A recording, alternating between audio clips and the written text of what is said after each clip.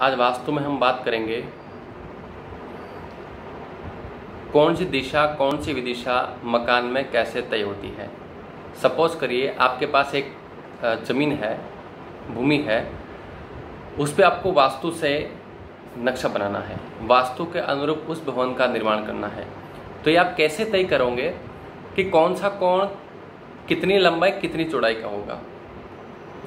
ब्रह्म स्थान का स्थान जो ब्रह्ममय स्थान होता है उसको हम कितना लंबाई चौड़ाई दे सकते हैं, कितना लंबा चौड़ा वो घर में रहता है। ईशान कोण है, पूजा का रूम बनाना है या और कोई चीज़ बनानी है तो वहाँ पे कितनी लंबाई कितनी चौड़ाई का ईशान कोण बन रहा है। आग्नेय में आपको रसोई घर बनाना है तो रसोई घर कितने बाई कितने बना सकते हैं।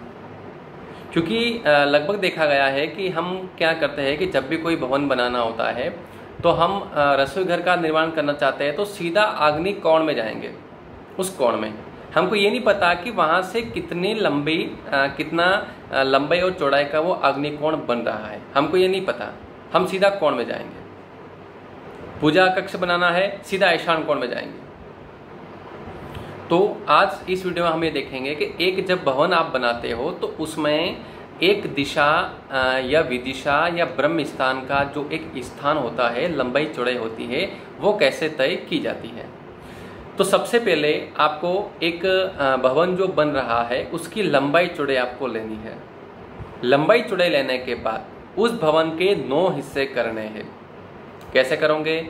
3 सीधी लाइन खींचोगे और 3 लाइन उसकी क्रॉस कर दोगे तो आपके पूरे बन जाएंगे 9 हिस्से। उसमें से 4 हिस्से दिशा होगी, 4 हिस्से विदिशा होगी और एक बीच का ब्रह्म स्थान होगा। मान लीजिए आपको कि 30 बाई 30 का आपके पास मकान है, 30 बाई 30 का भवन है, उसके ऊपर आपको मकान का नक्शा सेट करना है। तो 30 के 3 टुकड़े होंगे तो 10 फीट का एक टुकड़ा बनेगा और इधर से 30 के 3 टुकड़े होंगे तो 10 फीट का एक हिस्सा बनेगा।